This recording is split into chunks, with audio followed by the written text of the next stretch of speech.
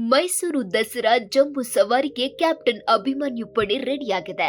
ಅರಮನೆ ಆವರಣದಲ್ಲಿ ಗಜಪಡೆಗೆ ರಾಜಾತಿಥ್ಯ ನೀಡಲಾಗುತ್ತಿದ್ದು, ನಿತ್ಯ ತರಹೇವಾರಿ ಪೌಷ್ಟಿಕ ಆಹಾರವನ್ನ ನೀಡಲಾಗುತ್ತಿದೆ. ವಿವಿಧ ಬಗೆಯ ಕಾಳು, ತರಕಾರಿ, ಬೆಣ್ಣೆ ತುಂಬಿದ ಆಹಾರ ನೀಡಲಾಗುತ್ತಿದೆ.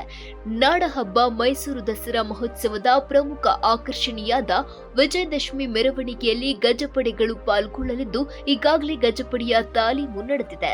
ಅರಮನೆಯಲ್ಲಿ ದಸರಾ ಗಜಪಡೆಗೆ ರಾಜಾತಿಥ್ಯ ನೀಡಲಾಗುತ್ತಿದ್ದು, ಪ್ರತಿನಿತ್ಯ 2 ಬಾರಿ ವಿಶೇಷ ಪೌಷ್ಟಿಕ ಆಹಾರ ನೀಡಲಾಗುತ್ತಿದೆ.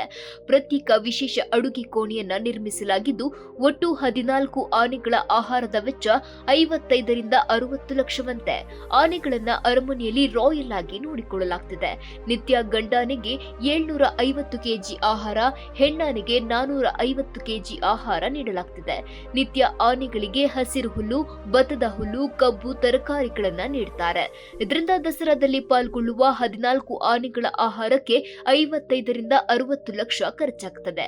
ಸದ್ಯ ಅರಮನೆಯಲ್ಲಿ ಅಭಿಮನ್ಯು ನೇತೃತ್ವದ 9 ಆನೆಗಳು ಇದ್ದು, ಕೆಲವೇ ದಿನಗಳಲ್ಲಿ ಕಾಡಿನಿಂದ 5 ಆನೆಗಳು ಆಗಮಿಸಲಿವೆ.